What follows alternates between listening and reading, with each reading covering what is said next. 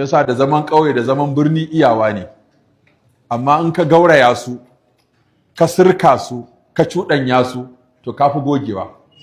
Akwai abubuwan da ba a koyan su sai a ƙauye, akwai abubuwan da ba a koyan su sai a birni.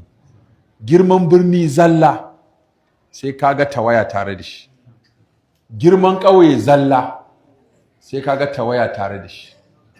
Wanda ya tashi a ƙauye zai saba da fasaha da jarumta da sanin ƙwari da sanin itatuwa da sanin shukoki da bishiyoyi da juriya.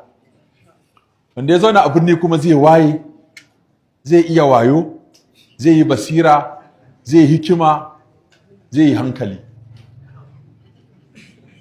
To idan ka cuɗanya su, shi yasa kuka ga Laraba suke kai 'ya'yansu ƙauye shayarwa domin su sha tataccen nono, su koyi fasaha, su koyi jarumta, su samu kalmomi masu nauyi, su koyi jarumta.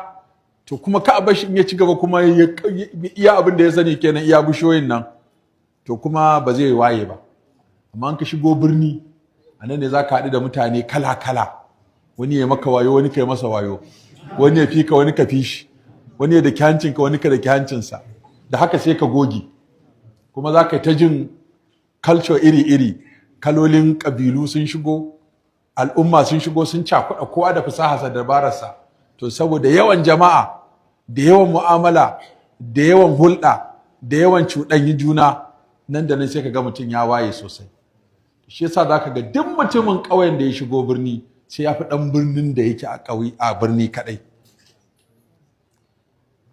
Haka duk mutumin birnin da ya koma ƙauye sai yawa mutanen ƙauyen wayo, saboda ya zo da wayansa. Wanda ya zauna a birni kaɗai akwai abin da ba shi da shi, wanda ya zauna a ƙauye kaɗai akwai abin da ba shi da shi.